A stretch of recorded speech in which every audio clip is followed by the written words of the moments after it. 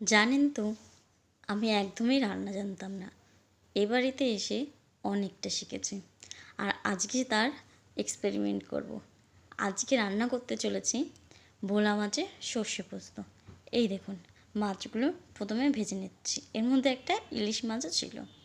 হ্যাঁ, মা কালকের মাছ একটা রেখে দিয়েছিল, তো সেটাই আজকে এর মধ্যে দিয়ে রান্না করব। তো চলুন কীভাবে রান্না করে। প্রথমেই মাছটা ভাজার পরে শুকনো লঙ্কা আর কালো জিরে দিয়ে দিলাম তেলটা গরম হওয়ার পর। তারপরে এতে বেটে রাখা মশলা দেব। হ্যাঁ, আমি কোনো গুঁড়ো মশলা ইউজ করছি না, আমি নিজে বেটে তারপরে সেই মশলাটা ইউজ করছি। তো চলুন মশলাটা দেওয়া যাক। মশলাটা দিয়ে এর মধ্যে আমার একটা ভুলও হয়ে গেছে।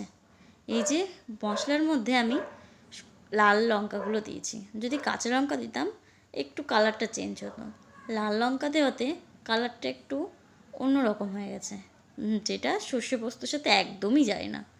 তো কী করা যায়, রান্নার রল তো জানতাম না। যাই হোক, এটা কষিয়ে এর মধ্যে লবণ আর একটু হলুদ দিয়ে দেবো। আর হলুদটাও একটু বেশি পড়ে গেছে, এই দেখুন, আপনারা দেখতে পারবেন এখনই।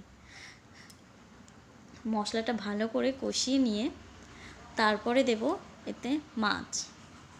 এই যে এবার দেখুন, হলুদটা আমার একটু বেশি পড়ে গেছে। দিয়ে ভুল তো সবারই হয়, আর ফার্স্ট টাইম একা একা রান্না করছি, ভুল তো হতেই পারে। তো চলুন এবার মাছটা দিয়ে একটু হালকা কষিয়ে নেব, দিয়ে এতে একটু জল দিয়ে দেবো হালকা করে। তারপরে এটা একটু ঢাকা দিয়ে দেব। ঢাকা দিয়ে 5 মিনিট মতন লো ফ্লেমে একটু জাল দিয়ে নামিয়ে নেব। আপনারা বলবেন কিন্তু রান্নাটা কেমন হলো। আমি কিন্তু একদমই রান্না জানি না, তাও আজকে করছি।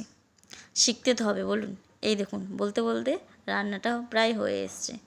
এবার দেব নামিয়ে একটুখানি কাঁচা তেল দিয়ে।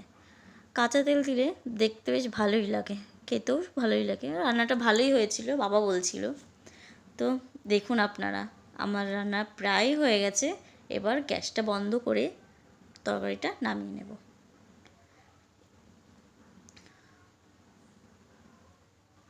হ্যাঁ, হয়ে গেছে। এই দেখুন লাস্ট পর্যায়ে এসে কেমন হয়েছে। মোটামুটি হয়েছে।